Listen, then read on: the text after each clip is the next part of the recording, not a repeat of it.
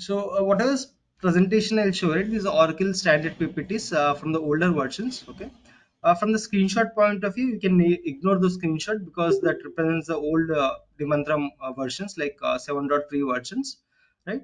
When we go through the application, we'll see the latest application screens. Okay. From the presentation point of view, please ignore the screenshot. Concept wise, whether it's the older version or the new version, like it's 99% same. Here and there few new functionality might be introduced to the system, but most of the Demantra functionality is same from compared to 7.3 version to 12.2 version. Just an FYI. Okay, so just ignore the screenshot because once you see the screenshots and when you look into the application, right, you may feel the different UIs. Okay, but the functionality is different, but only the way they have configured the UI, the coloring and the way of they represent the views are different. So please ignore those screenshot what is showing the presentations. Okay, when we go to application, we'll get the latest UI uh, picture. Okay, so let's start with the objective today.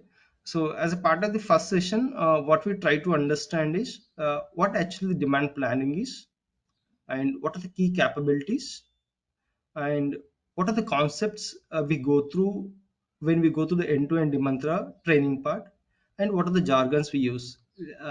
When I say jargons, what are the key words regularly we use when we talk about Demantra application or when we talk about the demand planning, right? So this is the main objective of today's session.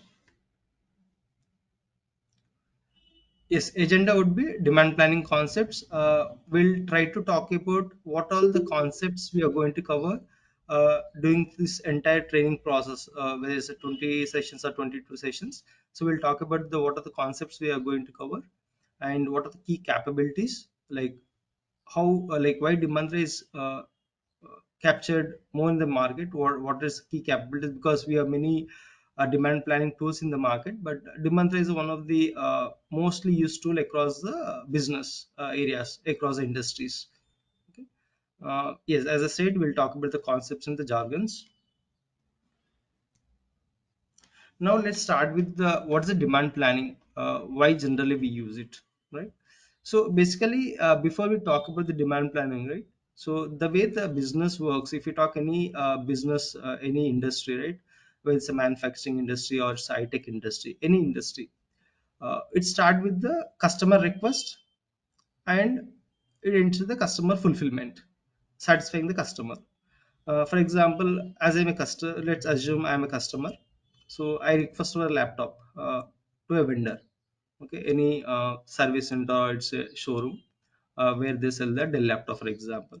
So I'm raising request for a laptop. I need so and so laptop for so much of price. So there's a customer request. Right? So at the end of the day, the supplier has to or the shop vendor has to give me the laptop for the certain price. Right? So once I receive the laptop, that becomes the end of that request. So that if the supplier is distributing the laptop or giving the laptop on time, so customer will say like he's satisfied, like because he got the laptop on time whenever he's requesting. Right? So this end-to-end process, right, raising the request, customer request for a particular object or a particular product until receiving, it's like complete a fulfillment cycle, placing an order and receiving order, right? So in this complete cycle, there's a process called demand planning. Okay, because whenever you want to purchase any item from the market, right, few items may not be available on like immediately. For that, you need to wait for some time. For example, if you go for a car showroom, if you want to purchase a car, right? Nowadays, right, in last 6 months or 8 months, each car when you go for a booking, right? So they are taking minimum 3 to 6 months of delivery time, right? Because the stock is not available with them. Once you place the order, then they'll start the manufacturing. Right? So basically, in most of the industries, what the clients will do is they'll try to plan the demand, like they want to anticipate what would be my demand from the customer in future, so that I can be well planned, so that I'll satisfy the customer on time, so that I can avoid this waiting time. For example, if I have a car already in my warehouse, so once the customer comes to me for a particular model, I can deliver that car immediately to the customer, right? So to do this kind of customer satisfaction delivery on time, right? So we need to plan the things accordingly, right? Because to manufacture a car we need so many components, right? Which might be manufactured by that company internally, or few parts may be purchased from the other vendors. Finally they assemble the car, right? So to complete this end process to make a particular item or for example a car, we need it goes through several processes. So for that, to do that process completion on time, they go with this demand planning process. So demand planning process in simple words, what we can say is you are trying to estimate the future demand in advance so that you are competing with the market. Okay? That's what mainly demand planning stands for, and it goes through various cycles basically, and it considers various important factors also when you go with the demand planning process. Okay, so that's what here we are trying to explain in the slide. So you are trying to estimate the future demand based on the market conditions, like how would be my market in future, because nowadays market is very volatile, right? uh, for example, if this financially if you're getting a one good a model car with a good features, but next year some other company is launching a one more car with a good features and with better price, right? So your demand planning also should be in such a way that that should adjust to the market conditions as well, so that you're competing with the other vendors in the market. And at the same time, it's when I say it's demanding planning, but it's not handled by a single team, it's a collaboration of a team, because demand planning process involves a multiple team involvement, like demand planner, sales team, marketing team, right? So it requires a good interaction among the team members, so that across the team, right? Not within the team, like between the other team members also, they have to collaborate each other so that they come up with the best demand planning process. And what are the main features what we get from this is or main advantages, I would say. You're trying to optimize your resources. Okay, with the existing resource you are trying to utilize them very efficiently to get a better outcome. And you try to reduce the inventory levels. Okay, because for example, this car model i10 for example, I'll manufacture like 100 cars and I'll show in the warehouse. Okay. And I'll sell only 20 of them this year. Okay. Suddenly next year, what happens? Some other company has launched a new model with a better features with the same price what i10 has. Let's assume. Then what happens is your market complete shifts, like I won't say completely, maybe at least 40% of market will shift to that other model which other company has launched. So in that case, what happens, right? You are keeping your inventory unnecessarily. The cars which are out of use now, like you are not expecting much sales from them of that model, right? So in that case, right, what is going on is with your organization is you are trying to invest in such a item or product manufacturing where it won't be sold out soon, like you are keeping the inventory long time for you in your warehouse, right? So that's unnecessary cost for your organization. So demand planning process helps to reduce inventory so that you have very cost effective manufacturing process.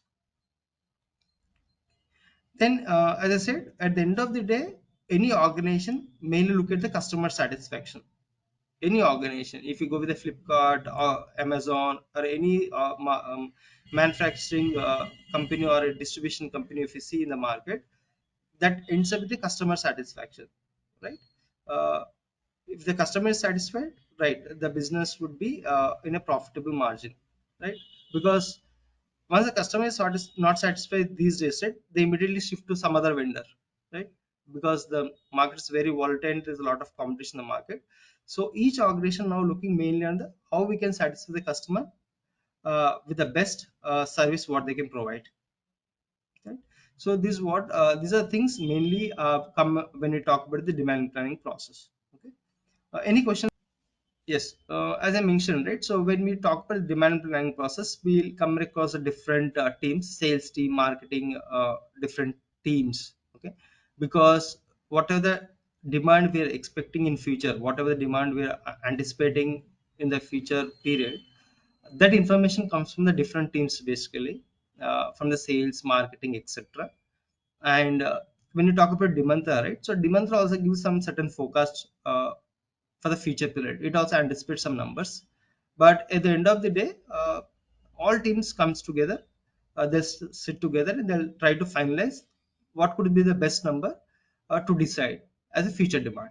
Okay, sales team will give their input, marketing team they'll give their input, etc. At the end of the day, they'll come up with some number and they'll consider that as my future demand.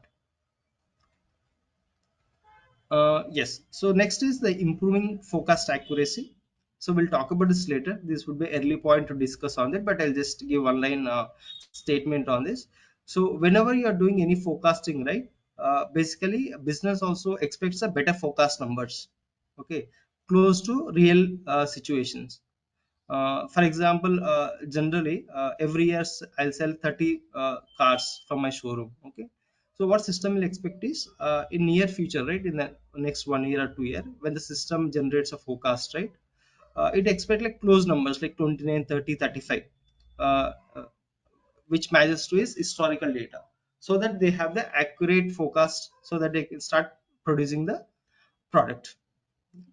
We'll talk about that later. There are so many factors which goes into when we measure the forecast accuracy. And exceptions, it's like how you try to handle the out of scenario situations, uh, extreme situations, or what you call the numbers are not as we are expecting. You want to filter those kind of data in the system. You can do this with the exception. Okay, outliers we would say. You want to outlier, you want to identify the outlier data. So but for that you have predefined exceptions. Okay? With that you can analyze the data in the system. Okay, at any level, like you can check at the item level, country level, or region level. uh,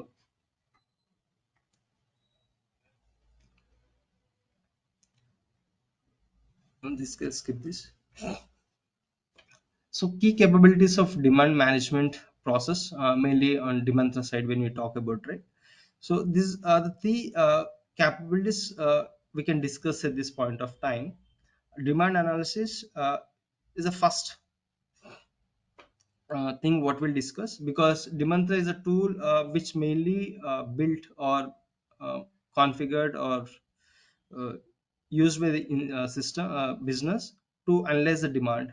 What was my demand in the past and what could be my demand in the future.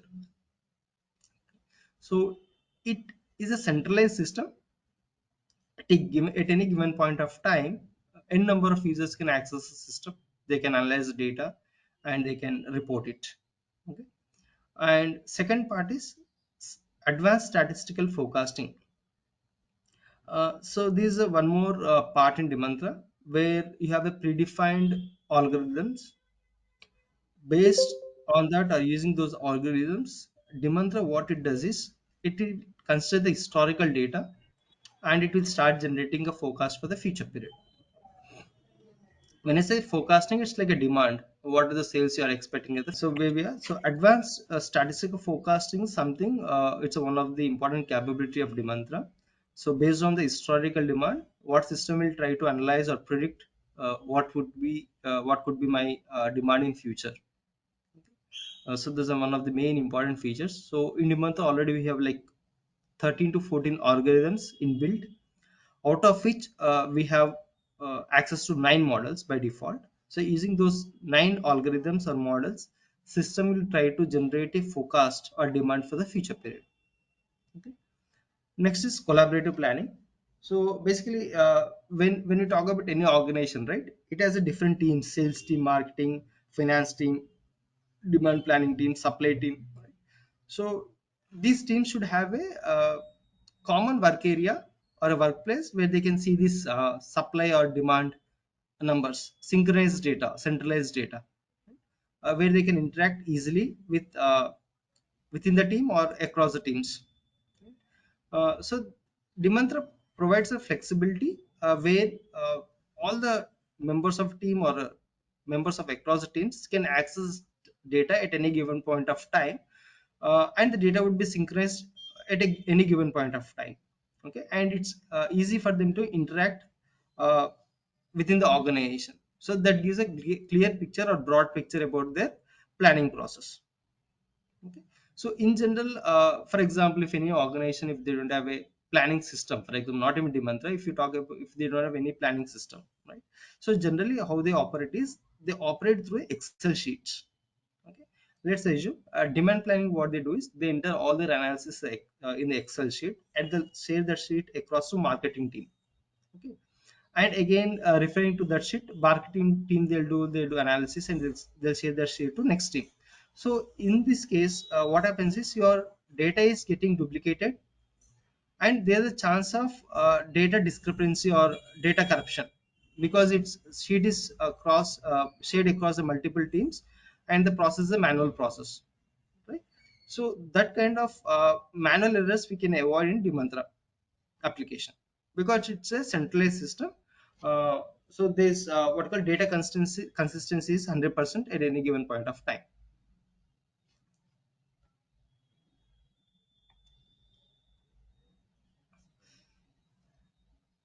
We have covered over the capabilities of Demantra. Now we'll talk about the what are the main key areas we cover, or components I would say, when we talk about the Demantra application. One is business modeler, next is worksheets, next is forecasting, and user security access, data access security, and mainly the performance part. So business modeler, when I talk about the first point, right, business modeler. So this what we say is business model is the main configuration area. 90% of the configuration you do in a business modeler. Okay. So basically, when we do implementations, right, we do many changes in the business model, but as a part of a support project, I would say, generally we don't touch a business model, because most of the things in business model is a one-time setup. You won't do things or changes day on day. It's a one-time setup unless until you get a new requirement from the business. So this and access to the business model is given to only the super users who has a good knowledge and demand. And the worksheets is it's like UI. Okay. On day-to-day basis, demand planners or any other uh, team members in an organization, on day-to-day basis or day in day out basis, they use these worksheets to analyze the data. Okay. If they want to analyze the sales history of an item, or if they want to analyze the forecast, etc., they use the worksheets. And these worksheets, when you see in the application, right, they look similar to the Excel sheets. Whatever the features you see in the Excel, right, copy paste, save as, all these kind of features you can see in the worksheets. And there are additional advantages also and additional features we'll discuss later when we go to the worksheet session. And the forecasting. So as I said, forecasting is one of the key features of Demantra. So Demantra is meant to generate a forecast. So for that, to do that activity, right, so system has a inbuilt or predefined models, algorithms, I would say 14 algorithms, using which it generates a forecast. And the next comes to the access part. So if you take a application in the market, so the main first question comes from the businesses: what kind of data security we are providing using this application, right? Yes, Demantra has also data security controller, where you can access data restriction to employees, like certain person should have this kind of data access, right? So hierarchical level data restriction can be provided in Demantra as well. And at the end of the day, on top of this, the performance is the main area. How good the system will perform according to my business size, right? Because industry may vary from small scale to big large scale industries, big clients, right? So is my business can run on this particular application. Yes, Demantra handles big clients as well. For example, right now, major big companies, right? For example, GE uses Demantra. There are big companies in the market, Johnson and Johnson. So these all they go with the Demantra only. Right now they are in the Demantra as a demand planning tool. Just to give a couple of examples, but as per my analysis, 60% of the clients in the market, they go with the Oracle Demantra applications. But I'll go through a very high level on this. So when you talk about the forecast, right? So to generate a forecast from the system, you need some inputs to it. Uh, for any operation, right? For an output, you need some input, right? So in the same way, when Demantra wants to generate a forecast, when it's trying to generate a forecast, right, it needs some input. So what could be input to the system? Basically, what we pass to the system is we pass the sales history. Okay, what your actual sales in the last couple of years, whether it could be a shipment history or a booking history, right? So this becomes a as a input to the engine. So based on that, it will generate a forecast for the next 1 year or 1.5 year, 12 months or 18 months or 24 months, based on the business process. Okay, so that's the first point, base history. And the history and the origin is how much history you are considering for the Demantra to generate a forecast, right? For example, I use last 2 years of history. Based on that, system will generate a forecast for next 12 months or 18 months. Okay. So generally, Oracle what it suggests as a standard process is you should maintain 2 to 3 years of history in the system, so that system will generate a good forecast for the future period. Okay, so we'll suggest the client in 90% of the cases go with the 2 years of history. 2 years of history is good enough for the engine to generate a forecast. Okay, generally most of the clients they use the 2 years of history, whether it's a booking or a shipment.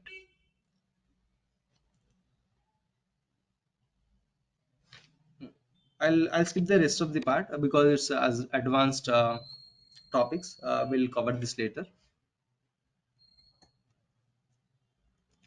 So far we are talking about demand management, right? But in the screenshot you see six different icons, right? Demand management, advanced forecasting, data modeling, trade promotion optimization, sales and operations, deduction and settlements, PTP, predictive trade planning. Okay, Demantra as an application, it comes with the six modules.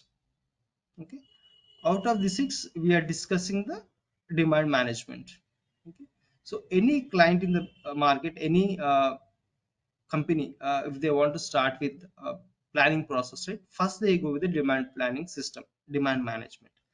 Demand management is the starting point for the rest of the modules to implement. Okay, so if you take any client, most of the clients in the market, they have maximum to demand management and supply chain process, sales and operations. And we see somewhere like most of the cases, like rare cases you see predictive plan planning, but rarely we see the deduction and settlement and trade optimizations. I have not seen the customers implementing these models, but 90% of the areas you see demand planning, and 60 to 7% you see demand planning and sales and operations. Okay, these are the two models most implemented by the clients uh, as a part of a Demantra implementation.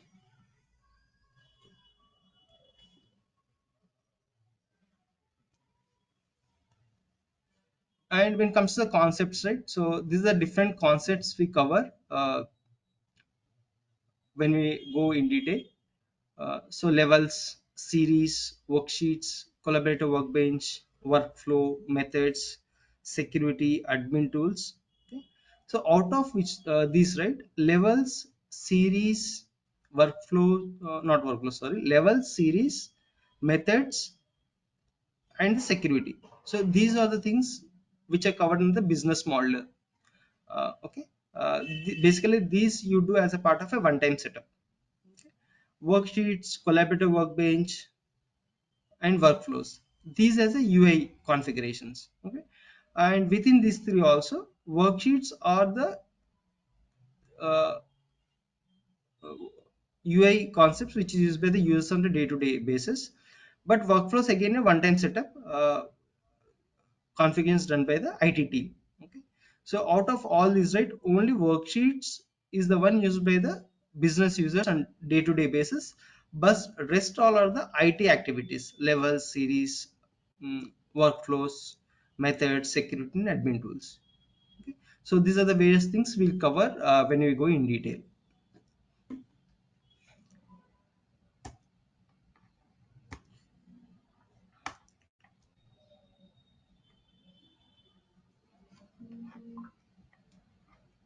So we'll talk about series now. Sorry, levels. So levels, basically, generally what it does is, whenever you are accessing the system, right? Okay, before I go here, right? We have practical sessions as well, or any how Yes, is that yes. we are going? Sorry, No, no. I just Today, yeah, I understand. Today I'll go with the presentation because I have some issues with my Demantra installation. I tried to do installation yesterday, but I was facing some issue. I'll fix it today. So whatever the concepts we covered today, right? I'll go through the applications tomorrow. Is it fine? okay. Yeah, should be fine, but yeah, okay. First thing is you can use a client development instance also. Okay, as long as you're not creating any new levels. Okay, there are few things which you are not supposed to start in the client instance, but rest of the things what I do as a part of training sessions, very happily you can do in the development instance of client also. It will not harm the system. Okay, unless until there are few certain areas you are not supposed to touch. Okay, rest all you can do that on Everyone development. has, I'm just checking with the team if everyone has their own personal laptops to proceed.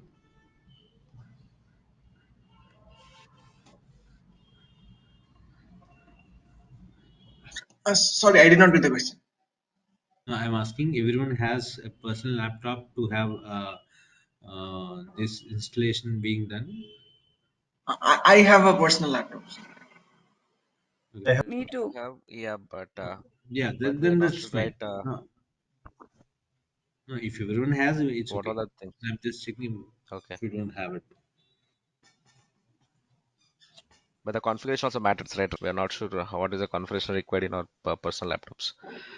Yeah, yeah, that's the uh, other thing.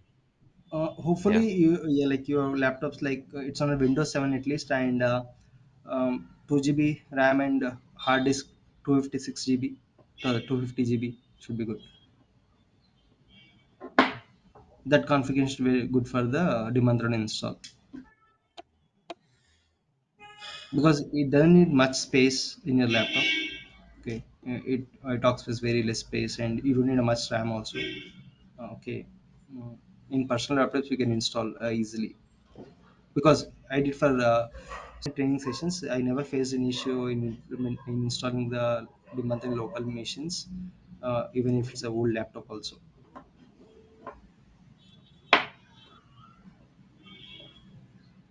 But what I can do is I can share the Demantra installation guide today.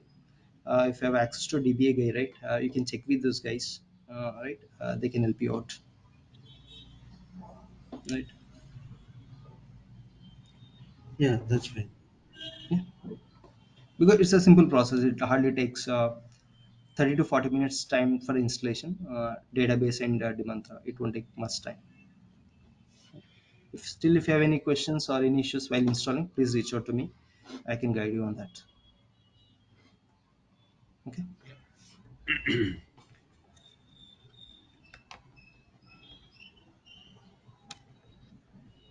So I'm proceeding to the next slide. Is it okay?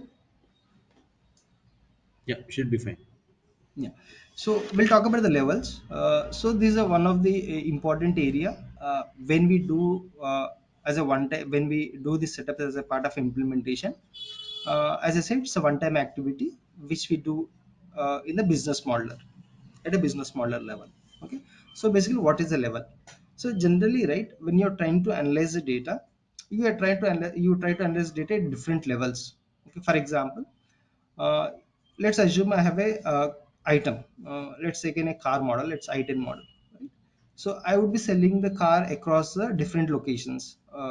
within India or outside India as well, for example. Right? So when I want to see the what is the item, what is the count, the sales count which I did in the last year, for example, for this item across the globe, okay, across the region. For example, let's assume 100 cars for that particular year. Okay, that's good for me. But if I want to still drill down, okay, within India, how much I did the sale in the last year? Out of that 100, how much I sold within India? Now I'm very specific to a region or to a country, I would say. Out of that 100, I sold only 50 within India. Okay, that is fine. Now from item, I'm trying to drill down to item and country level, right? And again, that within India, I want to look at the data state wise, for example, right? We have different. Like I want to say, like within Karnataka and Andhra Pradesh and Telangana, within these three regions, what is the sale which I did last year? Out of that 50. Okay. So let's assume each state there was a sale of 10, 10, 10 quantity. Okay. First, what we did is we try to analyze the data at item level across the globe where I have these sales of this particular item. Then we are very specific to a particular country, and again we are more specific to a particular region within that particular country. Right? So we are trying to analyze the data at different levels. Okay, so this level is very detailed. In Demantra you can go to customer level also, customer site also. Okay. If you have a customer, if you are selling an item to a particular customer, right? So that customer can have multiple sites. Maybe you are delivering that item to multiple location for the same client, right?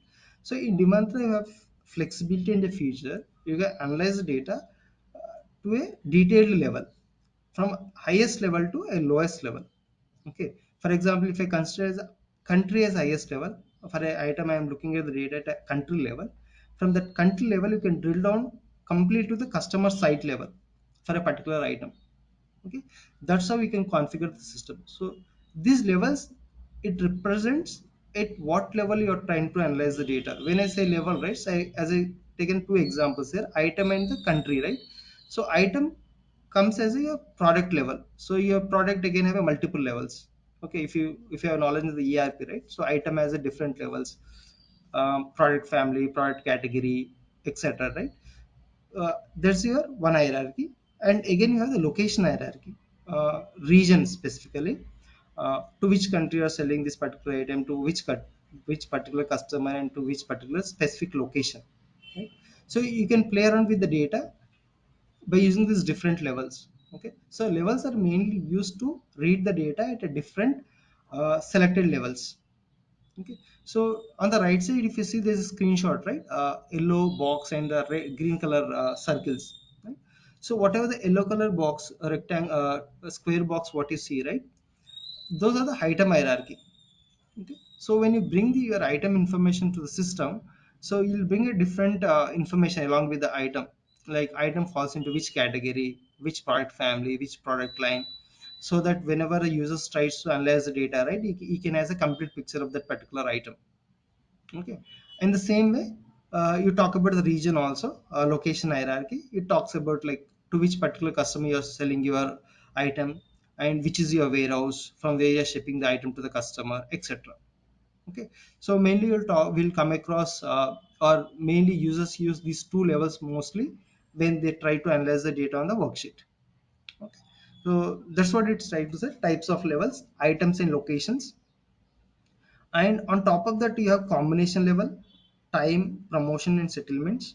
Okay, we'll not talk about the promotion settlements because this talk about the different modules, but we'll talk about the items, locations, combinations and time in detail. Okay, at the later point of time, when we talk about this detail in levels in detail. Okay, but at this point of time, items and levels, there's a concept, the example which I explained, right? That's how it works. Okay, so in general, when users try to access the system, right, they mainly play with this hierarchy levels, items and locations. So in our example, as you said, customer sites, right? So does Mhm. that falls in locations or does that falls in items? How do we come to a conclusion there? Right. So when we say customer, right? So customer, when you talk about location, so it's a location hierarchy basically, because customer site is a place where you're shipping your item, right? So that's comes under a location hierarchy. Anything specific to the product, right? Your product name, product hierarchy, product category, product family, the hierarchy part, what is stored in the EBS, right? That complete picture comes into your product hierarchy. And whatever the information you capture in the sales order information, for example, to which customer you are selling, what is the customer site, to which site you are selling, right? That comes under a location hierarchy. So both customer and customer side will fall in locations only. Yes, correct. Anything like, for example, anything. When I say anything, like for example, when you ship an item to a customer, it consists of a region, a country, city, customer, and customer site, for example. So these four comes into a location hierarchy. Oh, Because you're talking about the location, geography location, where you're shipping the item to a customer, which location. okay. So, but for the same sales order, we have other elements also, right? Like we have salesperson, we have warehouse, all that. So, does that all fit in here only? Yes. So to answer to the question, right? So basically, Demantra comes up with the default level structure. Okay. Based on the industry standard, based on the research, what they have done is uh, they have taken the common business scenarios and they implement, they introduce a product saying that okay, in most of the industries there are these levels. For example, customer, organization, customer side. Okay. As you said, you're talking about a salesperson, for example, right? And that salesperson is not fitting into the existing location hierarchy in the system. Demantra has given flexibility that you can add a new level to the system. Okay, Okay, and you can bring that person information to Demantra as a location data, location hierarchy level data. okay, Okay, yes, I understand your question. So basically it comes with the seeded levels. By default, when you run the program, it captures the customer site, organization information. But on top of that, you want to add any additional information, country, region, or sub-region, or salesperson, etc., right? For that, you can add additional level to the system, and you can bring the data to the system. Did I answer your question? yeah, thank you. Okay, so this is a screenshot of the levels, how it looks in the system. So maybe when you whatever the system right now you're using for your client, maybe the screenshot could be different. Okay, these are old version screenshots. Okay, and if you see, right, there's a territory on top, highlighted in or marked in a yellow color. Okay, so this territory is a level now. Okay, this is a location level. So territory is talking about a location, right? Specific location, right? So this is your one of the level in the system. Okay, we can have multiple levels in the system: territory, retailer, etc. It's a naming convention mainly. You can change the name accordingly, all right? Uh, Based on the region wise, because in different countries they call differently. We call states, some other countries they call province, right? So based on that naming convention, you can always do the naming conventions to the levels as well. But as I said, levels are a one time setup in most of the cases, unless until you get a new requirement from the business. Okay, this setup is done at the point of implementation time. So levels are mainly used to play with the data. You want to read the numbers at a different aggregated levels. Okay, uh, maybe you want to say the territory level, or you want to say the retailer level, or a customer level, a customer site level. You can do all this kind of data play around the data here. So again, you can see the data in two different formats in the system. One is a table format, other one is a graph format. Based on the user comfort, they can they can use one of these, or they can do, or they can view the graph and table parallelly in the same window. Okay, whatever the numbers see in the table format, right, the same numbers you can see in the graph format as well. So these all falls under worksheet area. So whatever levels we are talking here, right, so these all are accessed by from the worksheets only. So on top you see the tmp, quota and fund entry. This is a worksheet name basically. Within the worksheet, you can see these numbers and all this hierarchy information. Okay.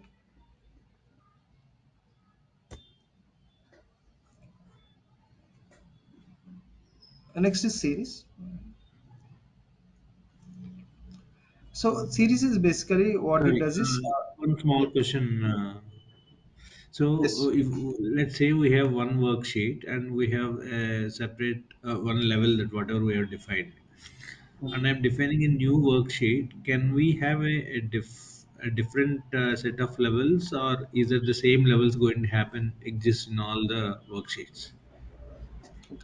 So there are two things here when you talk about the worksheet. For example, you have already one worksheet defined in your system. Okay. For example, you are the owner of the worksheet. Okay. So if you are owner of the worksheet, you can modify the levels. Okay. For example, existing worksheet you defined an item level, for example, and you are the owner of that worksheet. Yes, you can add additional level to that worksheet because you are owner of the worksheet, and you can save it. When you reopen the worksheet, maybe next time you'll see the item and organization level because you added one more organization level to the worksheet. But the other example is if you are not the owner of the worksheet, it won't allow you to add the levels. You can add the levels, but at temporary access. You cannot save the definition. So to answer your question, when you create a new worksheet, right? Yes, you can add a new levels or you can remove the levels, existing levels from the worksheet. But addition or deletion of the levels from the worksheets are restricted, or I would say you can do only with the predefined levels what you have configured. Right? Whatever you have done, whatever levels you have configured in the business model, only those levels can be added or deleted from the worksheet. Okay.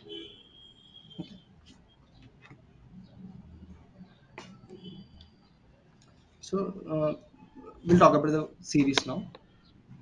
Maybe we'll complete series and we'll pause for today. Okay, so levels we try to analyze the data at a different aggregated levels, whether you want to look at the item level or the location level, I mean say country level or state level. But what you are trying to analyze, you are trying to analyze certain numbers, right? So when I say numbers, it could be a sales history, right? What are the sales you have done for a particular item in the last 10 years or 3 years or 4 years, whatever it may be, right? So to see that data on the worksheet, right, you need some placeholder for that, right?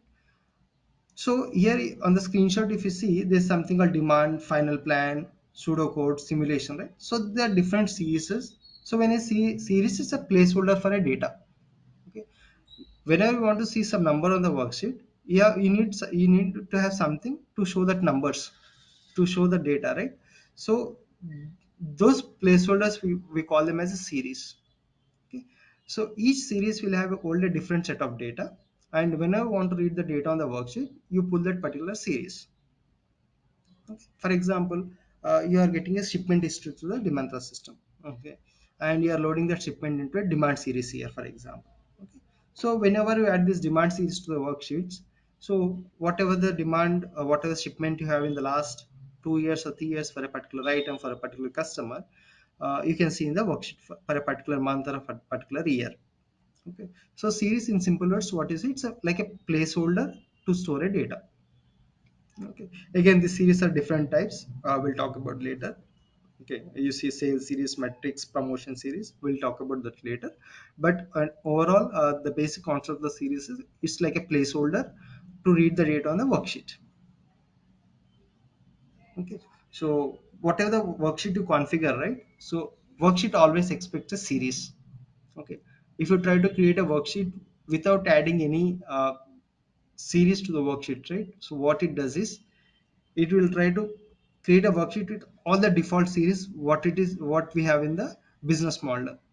Okay, for example, if you have a 450 series in the system, so if you are not selecting any specific series in the worksheet and if you are trying to save it, it will pull all the series into the worksheet. Okay, so when you are creating a worksheet, you should be very precise what are the series you want to see on the worksheet. Okay, So this is how the series works. So series again, it's of different types. You can of data types like number type, string, or date. But 90% of the cases you go with the number type.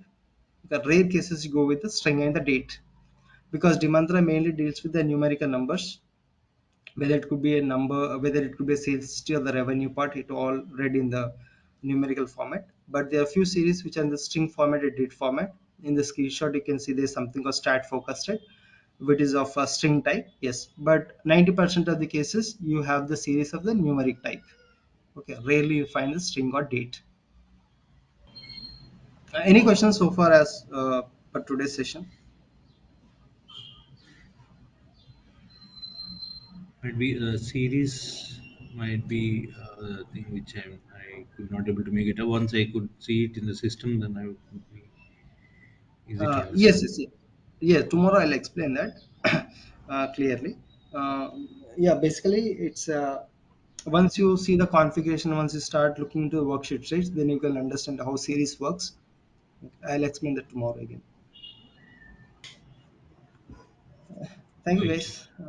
Have a great Yeah, day. thanks. Thank you. Nice day. Thank you. Thank you. Bye.